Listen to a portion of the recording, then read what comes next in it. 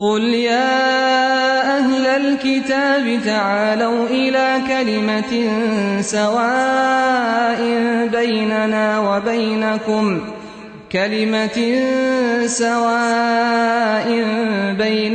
وبينكم ألا نعبد إلا الله ولا نشرك به شيئا। ने फरमाया कुल या इबादियल्लज़ीना असरफ़ू अला अनफुसिहिम ला तक़नतू मिन रहमतिल्लाह, ऐ मेरे वो बंदो जिन्होंने अपनी जानों पर जुल्म किया है, अल्लाह की रहमत से मायूस ना हो।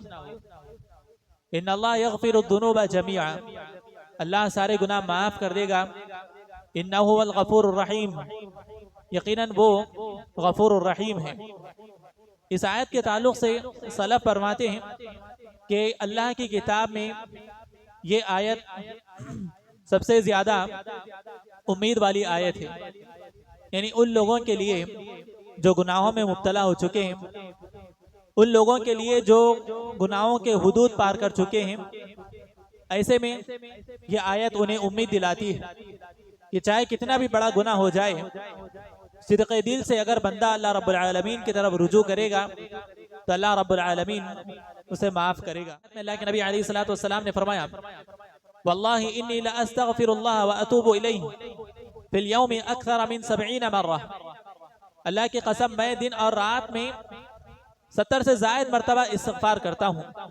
जबकि अल्लाह के नबी अलैहिस्सलातु वस्सलाम के अगले और पिछले सारे गुनाह माफ़ कर दिए गए हैं, फिर भी अल्लाह के नबी अलैहिस्सलातु वस्सलाम 70 और बल्कि 100 मरतबा तौबा इस्तिग़फ़ार किया करते थे।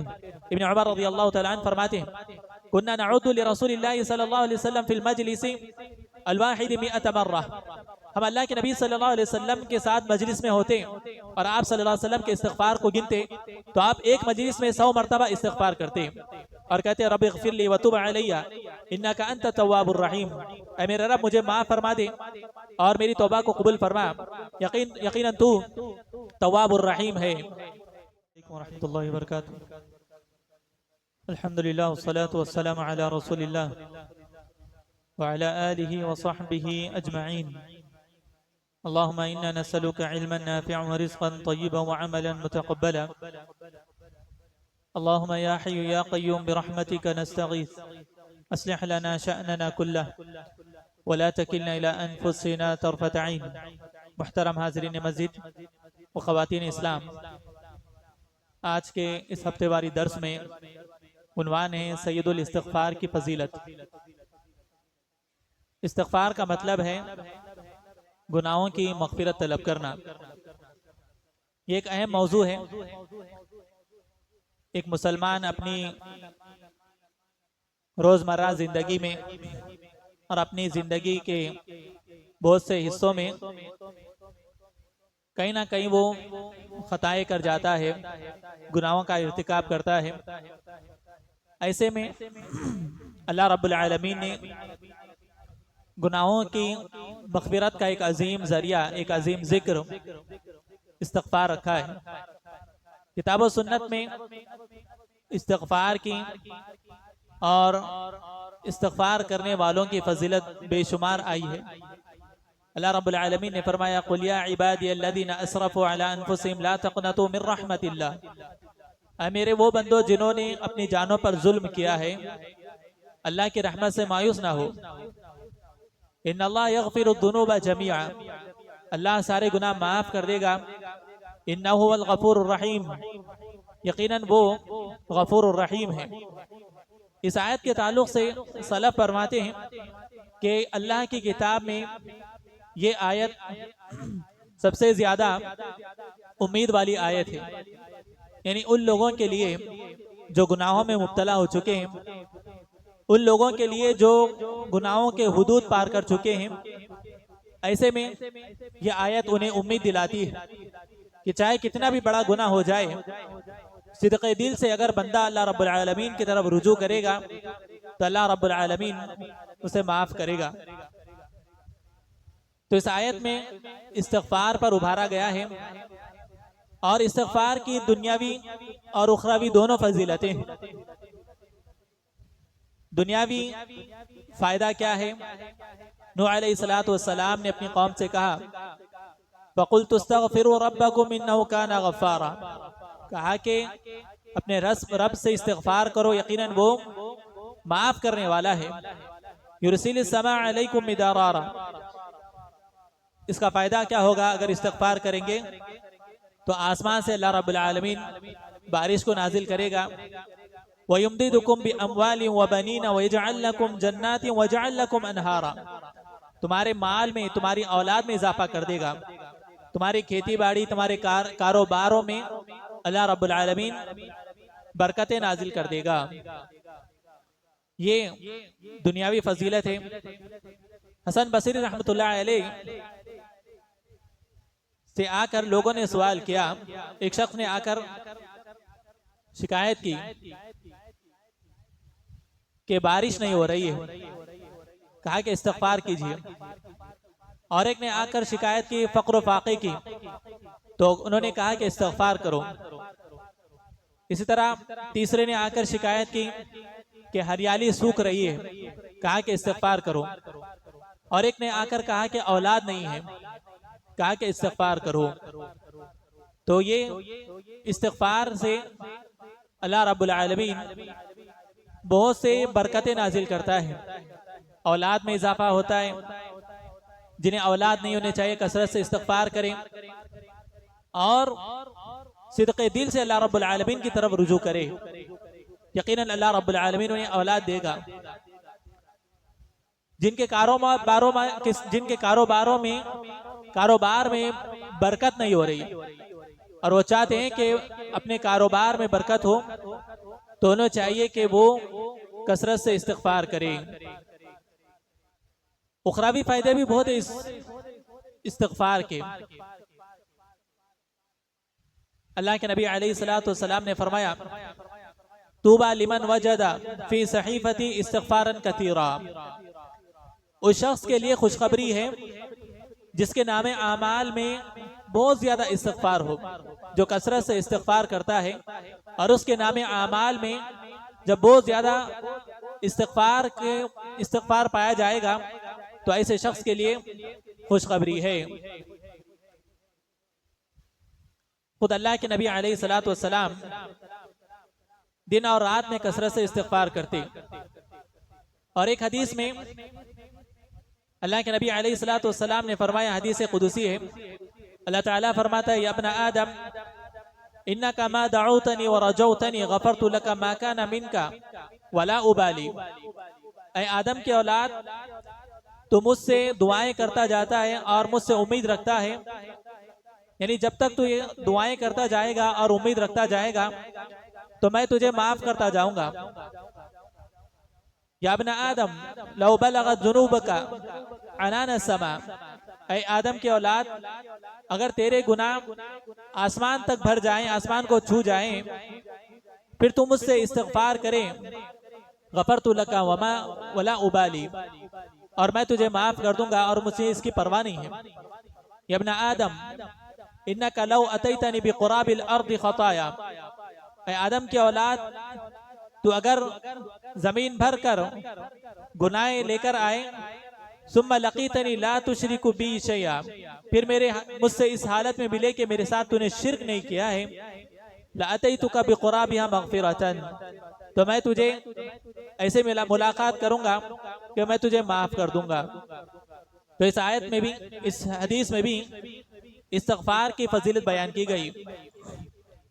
अनान समा यानी बादल तक भी अगर इंसान के गुनाह भर जाए और वो इस्तिग़फ़ार करेगा तो अल्लाह रब्बुल आलमीन उसको माफ कर देगा।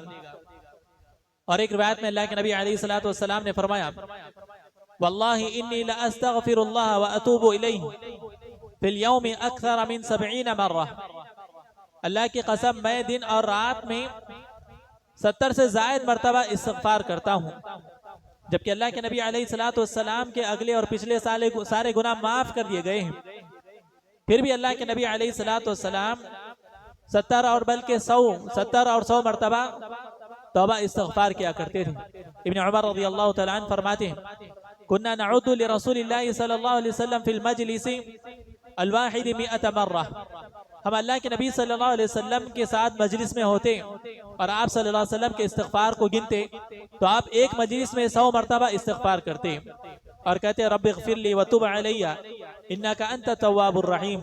ऐ मेरे रब मुझे माफ़ फरमा दे और मेरी तौबा को कबूल फरमा, यकीनन तू तव्वाबुर रहीम है। इसी तरह सही मुस्लिम की एक रिवायत में अबू हुरैरा रज़ियल्लाहु तआला अन्हु फरमाते हैं, प्यारे नबी करीम सल्लल्लाहु अलैहि वसल्लम ने फरमाया, वल्लज़ी नफ्सी बियदिही लौ लम तुज़निबू लज़हबल्लाहु बिकुम, उस ज़ात की कसम जिसके हाथ में मेरी जान है, अगर तुम गुनाह ना करोगे तो अल्लाह ताला तुम्हें मिटा देगा, यानी तुम्हें ले जाएगा। वलजा बिकौमिन, और ऐसी कौम को लेकर आएगा, युज़निबूना व यस्तग़फिरून अल्लाह फयग़फिरु लहुम, वो गुनाह करेंगे और इस्तिग़फ़ार करेंगे तो अल्लाह ताला उन्हें माफ़ कर देगा। इस हदीस का कोई गलत मफ़हूम ये ना ले कि गुनाह करना ज़रूरी है वरना अल्लाह ताला हमें ख़त्म कर देगा और फिर ऐसी कौम को लेकर आएगा जो गुनाह करेगी। बात ऐसी नहीं है। मतलब ये है कि गुनाह करने के बाद फौरन तौबा की तरफ रुजू करना, ये मुराद है। बहुत से लोग गुनाह तो करते हैं लेकिन तौबा नहीं करते, तो अल्लाह ताला ऐसी कौम को ख़त्म कर देगा जो सिर्फ गुनाहों पर कायम रहती है और अल्लाह रब्बुल आलमीन की तरफ रुजू नहीं करती। फिर अल्लाह रब्बुल आलमीन ऐसी कौम को लेकर आएगा जिनसे गुनाह अगर सरजद हो जाए तो फौरन वो अल्लाह रब्बुल आलमीन की तरफ रुजू करते हैं, अपने गुनाहों पर नादिम होते हैं और गुनाहों को छोड़ देते हैं।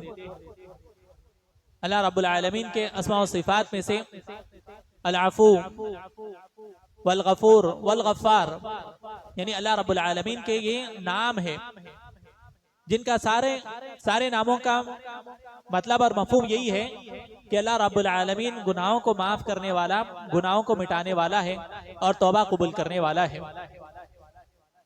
तो इन नामों के जरिए अल्लाह रब्बुल आलमीन से दुआएं करें। वलिल्लाहिल अस्माउल हुस्ना फदउहु बिहा, अल्लाह ताला के अच्छे अच्छे नाम है, उन नामों के जरिए अल्लाह से दुआएं करो। तो अल्लाह रब्बुल आलमीन के नामों में से ये 3 नाम जो हमें उम्मीद दिलाते हैं। वैसे में अल्लाह रब्बुल आलमीन के बहुत से नाम हैं, 99 नाम, जैसा कि सहीहैन में अबू हुरैरा रज़ियल्लाहु तआला अन्हु से रिवायत है, अल्लाह के नबी अलैहिस्सलातु वस्सलाम ने फरमाया इन्ना लिल्लाहि 99 इस्मन, यानी अल्लाह रब्बुल आलमीन के 99 नाम हैं, मिअतन इल्ला वाहिदतन, यानी एक कम 99। मन अहसाहा दखलल जन्नह, जिसने इन नामों को याद किया वो जन्नत में दाखिल होगा। तो इसका मतलब ये नहीं कि मुजर्रद तौर पर नाम याद कर ले, जैसे बहुत से लोग और आँख पर 99 नाम लिखते हैं और उसको रटते जाते हैं, ना उसके माने और मफहूम को समझते हैं। बल्कि यहाँ पर अहसाहा से मुराद 3 अहम चीजें हैं, उसको याद रखना है। यानी 3 मरातिब है अल्लाह रब्बुल आलमीन के नामों के। पहला है उसको याद करना, दूसरा है उसके माने और मफाहिम को समझना, और तीसरा है उन नामों के जरिए यकीन के साथ अल्लाह रब्बुल आलमीन से दुआएं करना और उसके जो तकाजे उसको पूरा करना, उन नामों के तकाजों को भी पूरा करना। जैसे अल्लाह रब्बुल आलमीन ने कहा अल्लाहु समद, अल्लाह बेनियाज है। अब इस पूरे माने पर, इस इस्म पर, इस नाम पर पूरा यकीन हो कि अल्लाह रब्बुल आलमीन बेनियाज है। अल्लाहु अहद, अल्लाह एक है, अब उसके साथ किसी को शरीक नहीं करना। अल्लाह गनी है तो उसी की तरफ रुजू करना, किसी और की तरफ रुजू नहीं करना, किसी और को बंदे नवाज, गरीब नवाज, दाता, गंजबख्श नहीं समझना। जब इन माने और मफाहिम को हम अच्छे से समझेंगे और इस पर कामिल हमारा ईमान होगा और इन नामों के जरिए अल्लाह रब्बुल आलमीन से हम अल्लाह की तरफ रुजू करेंगे, तभी हम इस हदीस की फजीलत को पा सकते हैं और इसके हम हकदार बन सकते हैं। बाज लोग सिर्फ ये समझते हैं कि हदीस में अल्लाह के 99 नाम याद कर लेने पर जन्नत में चले जाते हैं, अब उसको रटते बैठते, याद करते बैठते हैं, लेकिन उसके मुताबिक अमल ही नहीं होता है। उन नामों के तकाजों को पूरा नहीं करते, उनके माने और मफहूम पर हम गौर व फिक्र नहीं करते। अल्लाह रब्बुल आलमीन अत-तव्वाब है। अब अल्लाह रब्बुल आलमीन तव्वाब है तो इस बात का तकाजा है कि उसकी बारगाह में हम तौबा करें, उसकी बारगाह में हम तौबा करें। तो इस तरह हम अल्लाह रब्बुल आलमीन के अस्मा व सिफात के नामों की हिफाजत कर सकते हैं, यानी नाम याद करके उस पर कामिल ईमान और यकीन रख सकते हैं।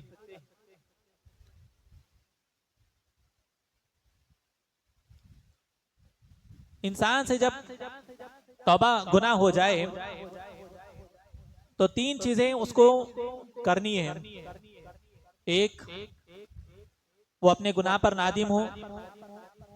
दूसरा, दोबारा उस गुनाह की तरफ लौटने का, ना लौटने का पुख्ता यकीन, उम्मीद और इरादा कर ले। और तीसरा, वो सारे असबाब जो गुनाह की तरफ दोबारा ले जाते हैं, उन सारे असबाब से अपने आप को रोके रखे। जब इन तीन कामों को बंदा करेगा तो अल्लाह रब्बुल आलमीन उसकी तौबा को कबूल फरमाएगा।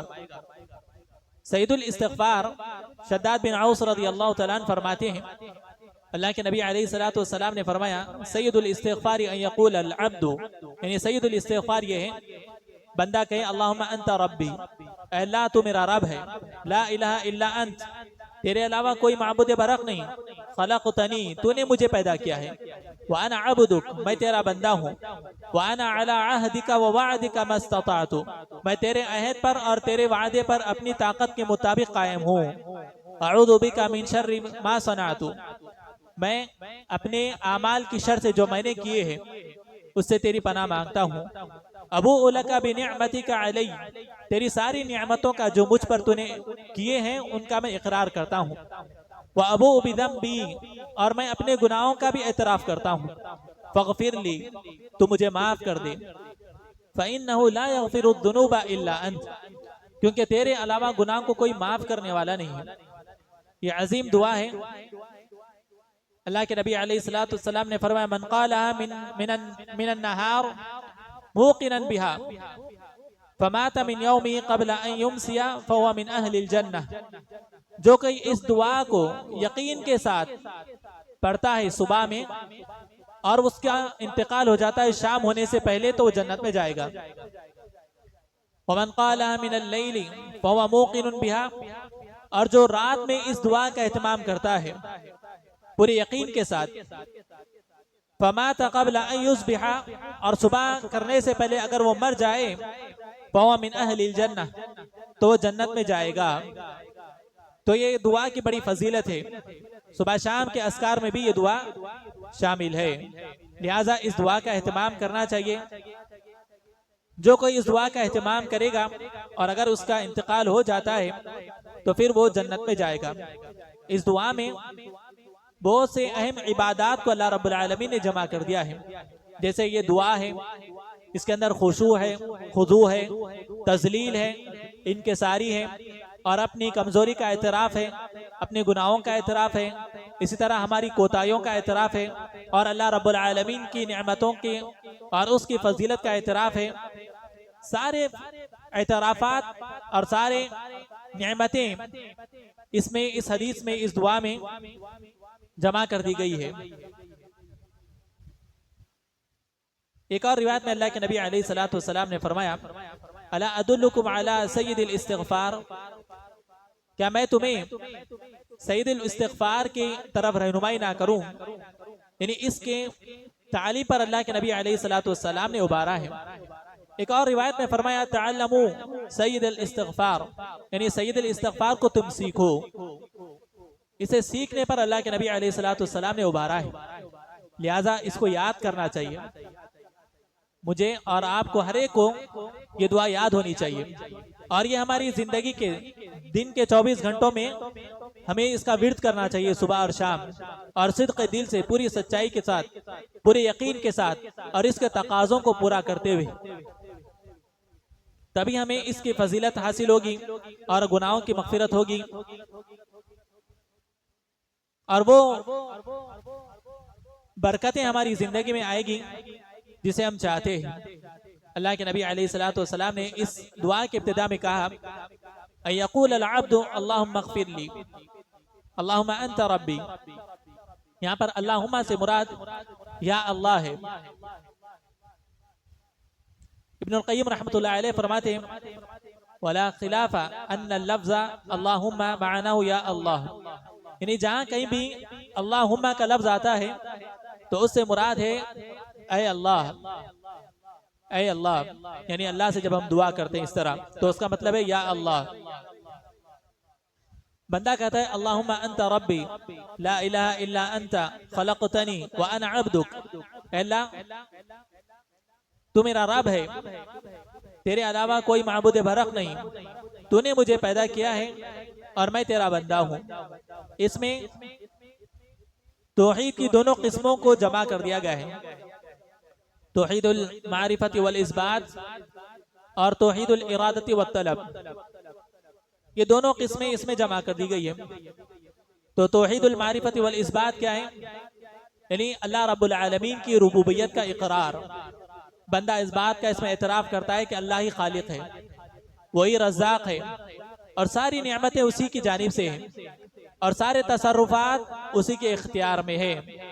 और तौहीद रुबूबियत में तौहीद अस्मा व सिफ़ात का इकरार भी शामिल है। जो बंदा तौहीद रुबूबियत का इकरार करेगा तो उसे लाजिमन तौहीद अस्मा व सिफ़ात का भी इकरार करना पड़ेगा, क्योंकि अल्लाह खालिक है, उसके नामों में से खालिक है, वो रज़्ज़ाक़ है, रिज़्क़ अता फरमाने वाला है। जब वो इस बात का इकरार कर रहा है कि बंदा इस बात का इकरार कर रहा है कि अल्लाह रज़्ज़ाक़ है, तो उसे अल्लाह रब्बुल आलमीन के नाम और रज़्ज़ाक़ पर भी ईमान रखना होगा।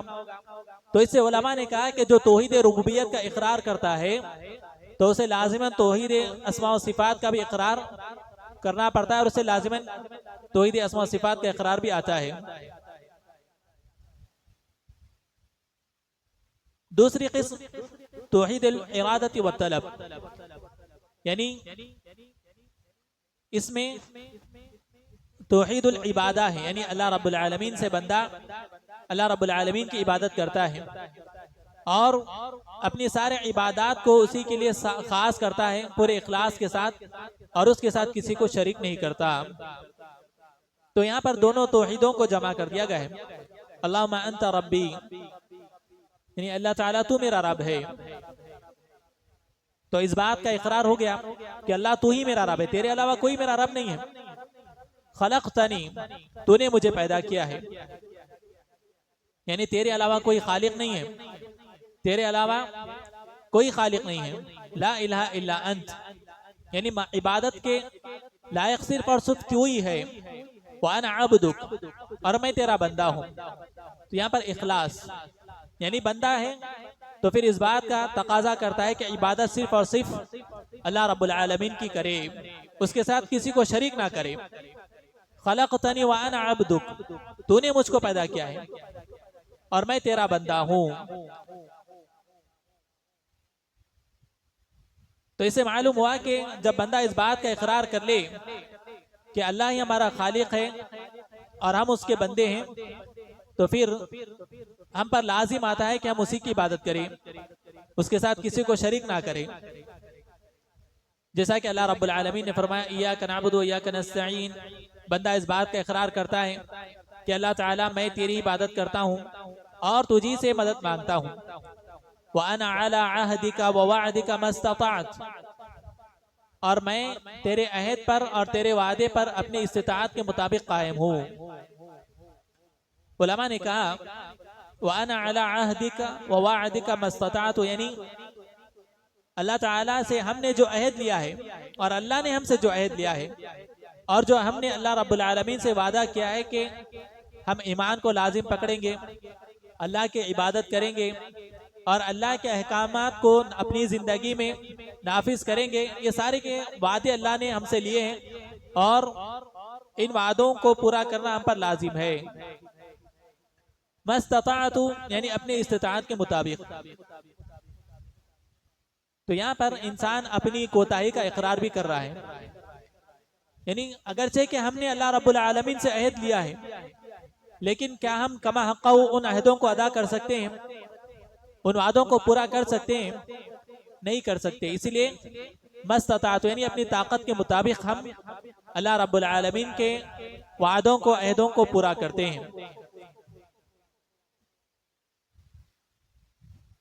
जैसा कि बंदा इकरार करता है इय्याका नअबुदु व इय्याका नस्तईन, अल्लाह मैं तेरी इबादत करता हूँ और तुझी से मदद मांगता हूँ, तो ये अल्लाह से वादा भी और अहद भी है। और फिर इसे मालूम होता है कि अल्लाह की इबादत का हमने वादा किया है और उसकी इबादत का हमने इकरार भी किया है।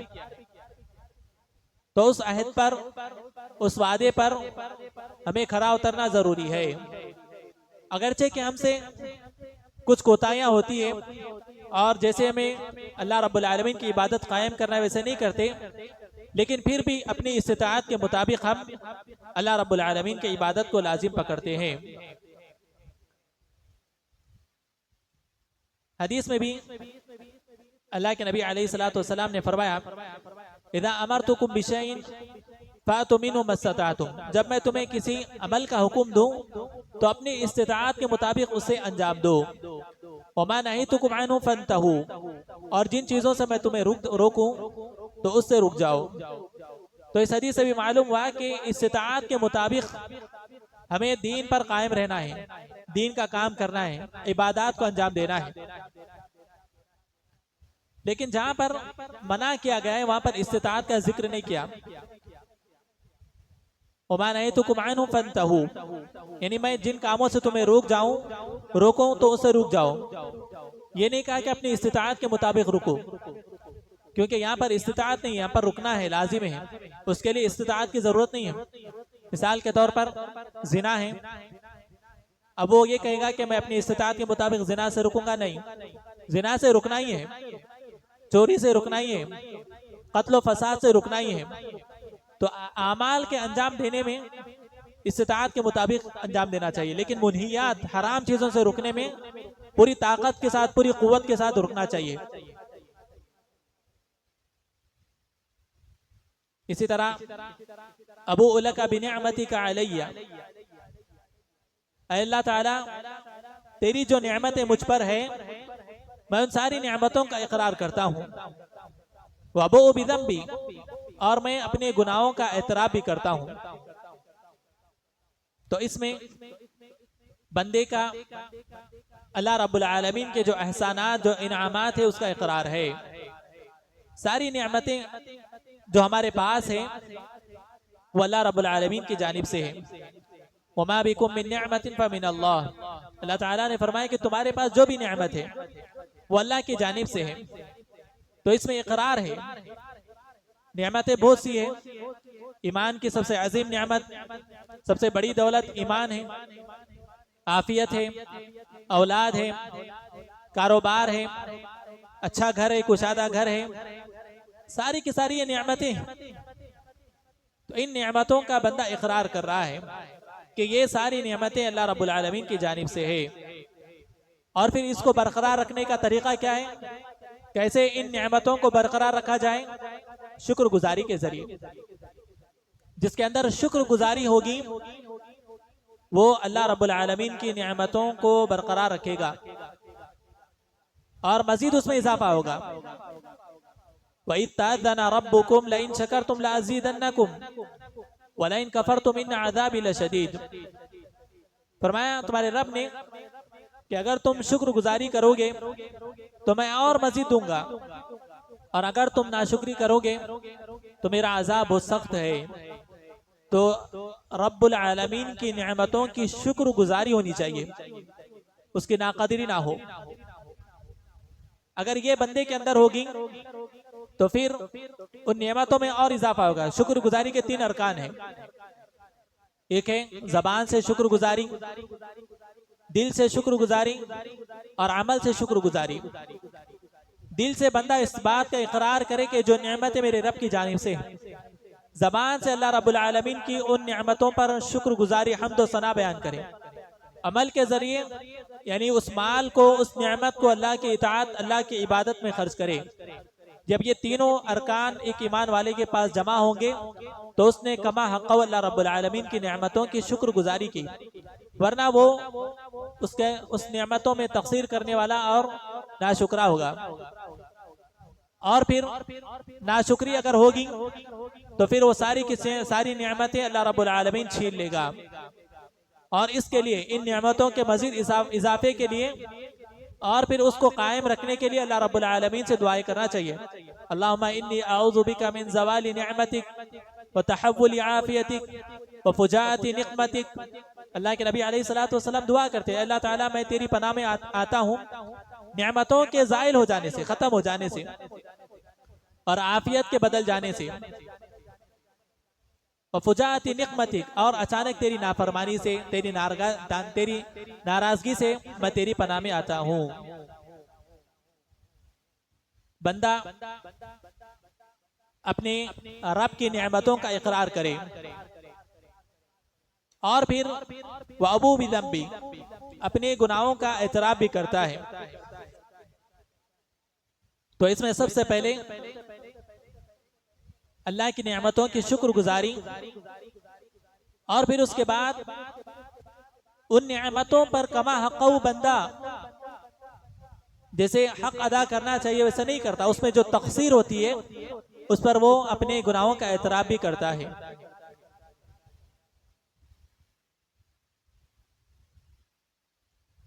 फिर उसके बाद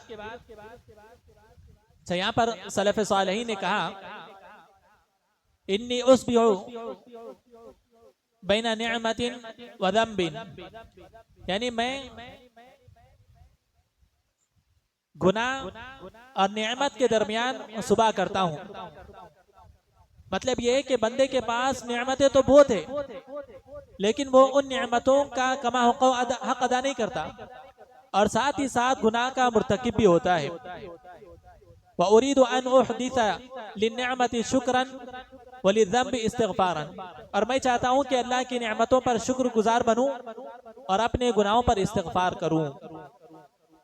तो एक बंदे को अल्लाह की नेमतों का शुक्रगुजार भी बनना चाहिए, और साथ ही साथ अपने गुनाहों का एतराफ़ करके तौबा इस्तिग़फ़ार भी करना चाहिए। तो इससे ये बात भी मालूम हुई कि बंदे को गुनाह का एतराफ़ करना चाहिए। बंदे से जब कभी गुनाह सरदर्द हो जाए और वो उसका एतराफ़ करे और अल्लाह रब्बुल आलमीन की बारगाह में अपनी गुनाहों का एतराफ़ करते हुए दुआएं करता है, तो अल्लाह रब्बुल आलमीन उसके गुनाहों को माफ़ कर देता है। जैसा कि हदीस में अल्लाह के नबी अलैहिस्सलातु वस्सलाम ने फरमाया, इन्नल अब्दा इज़ा इअतरफ़ बिज़ंबिही, बंदा जब अपने गुनाह का एतराफ़ करता है, सुम्मा ताबा, और फिर तौबा करता है, ताब अल्लाहु अलैहि, तो अल्लाह ताला उसके गुनाह को माफ़ कर देता है। तो बंदे को गुनाह का एतराफ़ होना चाहिए, जिद पर नहीं खड़ना चाहिए, अपने गलतियों पर कायम नहीं रहना चाहिए। जैसे कि शैतान ने किया, शैतान ने गलती की, अल्लाह ताला ने उसे आदम अलैहिस्सलातु वस्सलाम को सजदा करने का हुक्म दिया, उसने गलती की और उस पर कायम रहा। नतीजा ये हुआ कि अल्लाह रब्बुल आलमीन का गजब उस पर हुआ। तो बंदे अपने गुनाहों का एतराफ़ करते हैं और फिर उस गुनाह के ताल्लुक से अपने रब से तौबा इस्तिग़फ़ार करते हैं। और कौन है जो अल्लाह के अलावा गुनाहों को माफ़ करे? फ़इन्नहु ला यग़फ़िरुद्दुनूबा इल्ला अंत। फिर बंदा ये भी इकरार करता है कि अल्लाह ताला तेरे अलावा कोई गुनाहों को माफ़ करने वाला नहीं है। तो जब बंदा अपने गुनाहों का एतराफ़ करता है और अपने रब की तरफ रुजू करता है, तो अल्लाह ताला उसे माफ़ कर देगा। वमा यग़फ़िरुद्दुनूबा इल्ला अल्लाह, अल्लाह ताला ने फरमाया कि कौन है जो गुनाहों को माफ़ करे सिवाय अल्लाह के। तो इस हदीस में दो अजीम मसले बयान किए गए, एक है तौहीद और दूसरा इस्तिग़फ़ार। किताब और सुन्नत में तौहीद को और इस्तिग़फ़ार को बेशुमार जगहों पर, मुकामात पर जमा किया गया है। जैसे अल्लाह रब्बुल आलमीन ने फरमाया, फ़अलम अन्नहु ला इलाहा इल्लल्लाह वस्तग़फ़िर लिज़ंबिक, इस बात का इल्म हासिल करो कि अल्लाह के अलावा कोई माबूद बरहक नहीं, और अपने गुनाहों के लिए माफ़ी तलब करो, इस्तिग़फ़ार करो। तो इस आयत में तौहीद और इस्तिग़फ़ार को अल्लाह रब्बुल आलमीन ने जमा कर दिया है। इसी तरह वनादा फी ज़ुलुमाति अल्ला इलाहा इल्ला अंता सुब्हानक इन्नी कुन्तु मिनज़ ज़ालिमीन, इस आयत में भी जब उन्होंने आवाज दी अपने रब को कि अल्लाह तेरे अलावा, यूनुस अलैहिस्सलातु वस्सलाम ने मछली के पेट में अल्लाह रब्बुल आलमीन से दुआ की, तेरे अलावा कोई माबूद बरहक नहीं है, तू पाक है। इन्नी कुन्तु मिनज़ ज़ालिमीन, मैं अपने आप पर जुल्म करने वाला हूँ। तो इसमें तौहीद का इकरार, फिर अपने गुनाहों का इजहार भी है। तो यहाँ पर भी तौहीद और इस्तिग़फ़ार को जमा कर दिया है। वस्तकीमू इलैहि वस्तगफिरूह, कहा कि इस्तिकामत से रहो, यानी दीन पर, अल्लाह की इताअत पर, उसकी तौहीद पर, और अपने गुनाहों की मगफिरत तलब करो। तो बेशुमार आयात में अल्लाह रब्बुल आलमीन ने तौहीद को और इस्तिगफार को जमा कर दिया है। जब बंदा तौहीद पर कायम हो और साथ ही साथ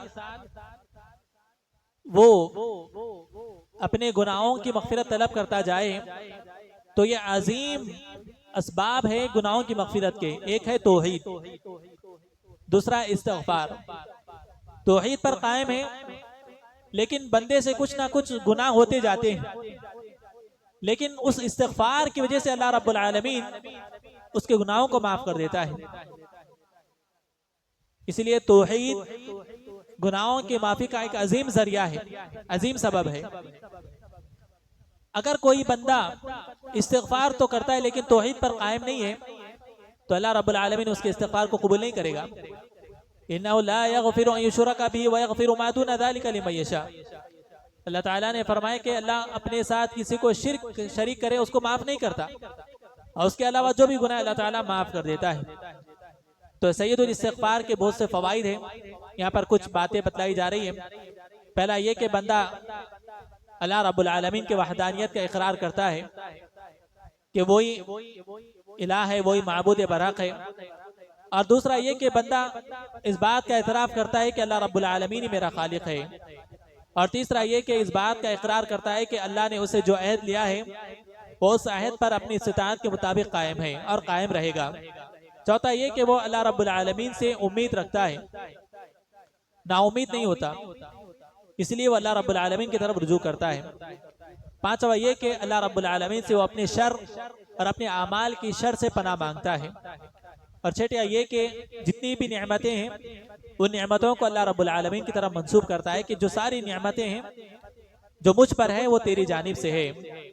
और आठवां ये कि गुनाहों को अपनी तरफ मंसूब करता है, गुनाहों को अपनी तरफ मंसूब करता है और उस पर अल्लाह रब्बुल आलमीन से इकरार करते हुए माफी तलब करता है।